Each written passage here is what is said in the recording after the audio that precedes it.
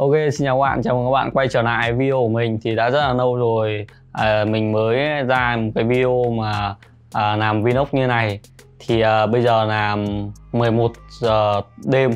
Thì tài trợ cho chương trình ngày hôm nay đó chính là một cốc cà phê ở Circle K và một chiếc bánh mì ăn đêm.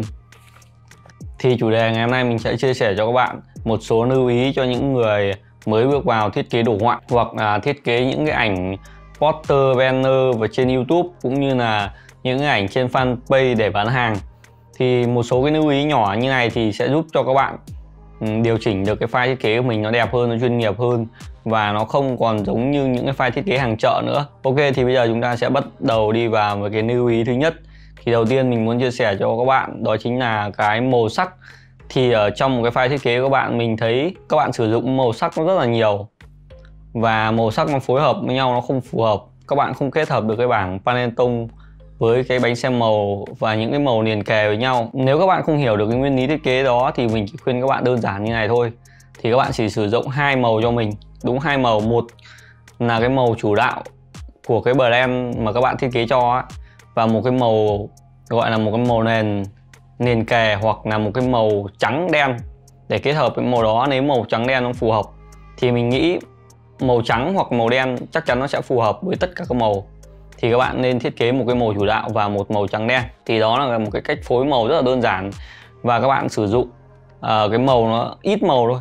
Mình nghĩ các bạn một file thiết kế ví dụ như một cái chủ thể của nhân vật, các bạn thiết kế một hình nhân vật đó đang mặc áo màu da cam thì các bạn sử dụng cái tông màu đó màu da cam, và các bạn sử dụng text và chữ ấy, màu trắng hoặc màu đen cho mình.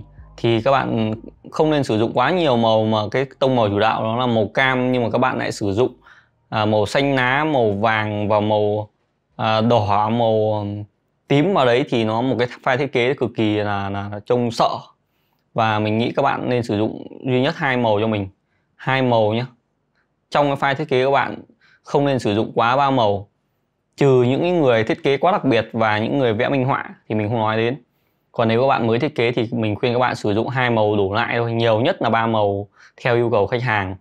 Còn nếu không các bạn cứ sử dụng cho mình hai màu, hoặc các bạn sử dụng đúng một màu cho mình, màu chính và một màu liền kề, hoặc là màu chính và một màu đen trắng. Ok, cái phần thứ hai mình muốn chia sẻ cho các bạn đó chính là cái phông chữ. Bình thường các bạn sử dụng những file thiết kế của các bạn tùy theo cái ngành nghề thì các bạn sử dụng phông chữ cho phù hợp. Bình thường mình thấy các bạn sử dụng các phông chữ, ví dụ như phông chữ thời trang thì các bạn sử dụng cái phông chữ có chân hoặc cái phông chữ ngoằng ngoằng, nó rất là không chuyên nghiệp và nó không hiện đại. Thì mình nghĩ cái cách nghiên cứu phông chữ đơn giản nhất là các bạn nhìn các cái banner, cái poster của người nước ngoài hoặc là những cái banner nổi tiếng của các brand Việt Nam thì các bạn thấy người ta sử dụng cái phông chữ rất là hài hòa và cái phông chữ không chân rất là hiện đại. Và trừ những cái hãng thời trang nào người ta làm về notch, tức là cổ ấy, và nhìn nó sang trọng lịch lãm hẳn ấy, thì người ta sử dụng phông chữ không chân mảnh. Thì các bạn nghiên cứu các cái poster của hoặc những cái banner, những mẫu quảng cáo của những cái brand thương hiệu lớn ở Việt Nam hoặc là những brand thương hiệu thời trang của nước ngoài thì các bạn thiết kế những cái banner nó như vậy.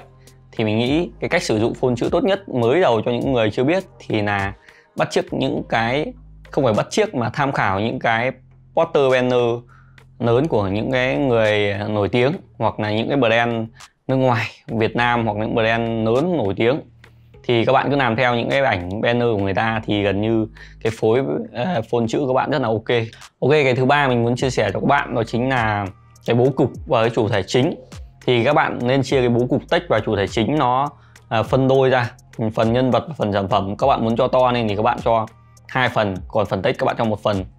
Hoặc một cái kinh nghiệm nữa là các bạn cũng lại xem các cái banner nổi tiếng của người nước ngoài hoặc banner nổi tiếng các brand lớn ở Việt Nam thì bạn chia bố cục cho đều. Và các bạn nên cho cái bố cục của cái hình nhân vật và cái sản phẩm chính nó to lên. Thì mình thấy rất nhiều bạn sử dụng cái file thiết kế mà cho hình chủ thể rất là bé và cái phông chữ và cái bố cục của text, phần text nó rất là dày đặc. Và cái thời đại hiện nay ấy, người ta sẽ không dành quá nhiều thời gian để người ta đọc chữ. Người ta sẽ đọc những cái chữ rất là nổi bật và ít, và người ta sẽ không đọc nhiều. Khi các bạn thiết kế thì các bạn nên làm nổi bật được cái sản phẩm chủ thể, cái chủ thể của cái banner hoặc cái sản phẩm của bạn làm ra ấy. để cho người ta nhìn vào cái banner hoặc là cái sản phẩm, ngay sản phẩm đấy người ta hiểu được là các bạn muốn truyền tải thông điệp gì đến.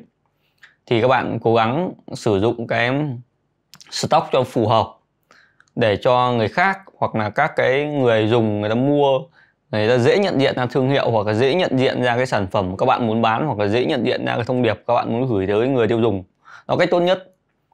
Cái thời đại hiện nay có rất nhiều bên làm rất là kinh khủng và rất là pro chuyên nghiệp, thì chúng ta phải làm như nào để cho một người rất là mơ hồ về cái hình ảnh, mơ hồ về thiết kế, người ta nhìn vào cái nhãn hàng, nhìn vào cái sản phẩm, nhìn vào banner của bạn thì người ta sẽ hiểu ngay được cái ý nghĩa của cái banner, của cái thông điệp đó, thì người ta mới ra quyết định mua hàng nhanh hơn. Chứ bây giờ các bạn bắt khách hàng phải nghĩ thì rất là khó. Hoặc là đơn giản thôi, bây giờ bạn rủ một ai đó đi chơi ấy, thì bạn bắt người ta nghĩ về cái địa điểm đi chơi. Bạn là người rủ, bạn phải làm chủ được cái việc đấy. Ví dụ bạn rủ một người con gái đi chơi thì bạn lại không biết ăn ở quán nào, rất là khổ. Cái người con gái người ta rất ngại nghĩ, nên là mình nghĩ các bạn phải làm nào để cho người ta hiểu nhanh nhất thì người ta mới ra quyết định được. Trong thiết kế và trong kinh doanh cũng như vậy, bạn phải làm thế nào cho khách hàng người ta hiểu nhanh chóng và người ta ra quyết định mua hàng. Cái lưu ý thứ tư mình muốn gửi tới các bạn đó chính là cái file thiết kế. Các bạn phải thiết kế đúng kích thước. Ví dụ các bạn thiết kế trên banner website, các bạn phải đúng kích thước, không thì nó sẽ bị hụt đầu hụt cuối và khiến cho các cái bạn coder các bạn rất vất vả để căn cho các bạn chuẩn. Những cái ảnh nó mất đầu, mất chân, mất tay ở trên hình ảnh fanpage Facebook nhìn rất là kém chuyên nghiệp.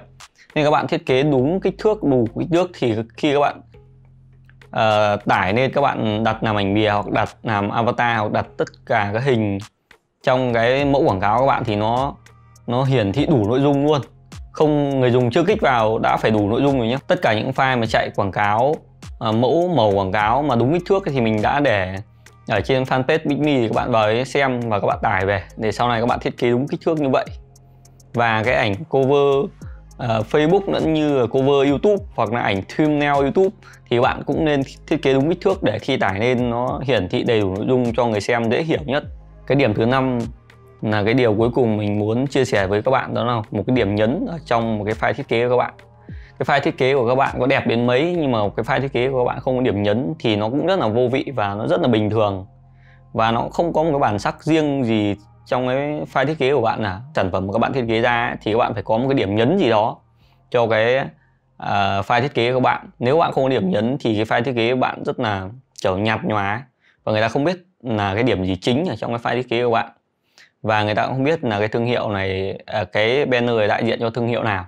Nếu các bạn không để logo ấy, có những cái sản phẩm thiết kế ra không để logo, người ta cũng nhận diện được đây là cái brand của, là cái file thiết kế của cái brand nào, của cái thương hiệu nào. Hoặc là mỗi khi Tết đến xuân về, các bạn nhìn thấy các cái biển ở trên đường ấy thì rất nhiều cái biển Coca-Cola quảng cáo và các cái phông khổ lớn treo những các cái tòa nhà, các cái góc đường phố Hà Nội, thì người ta chỉ thiết kế những cái chữ đơn giản thôi và những cái hình hoa văn uốn lượn, người ta biết là biết Coca-Cola rồi, chứ người ta chưa cần để chữ Coca-Cola ở đấy.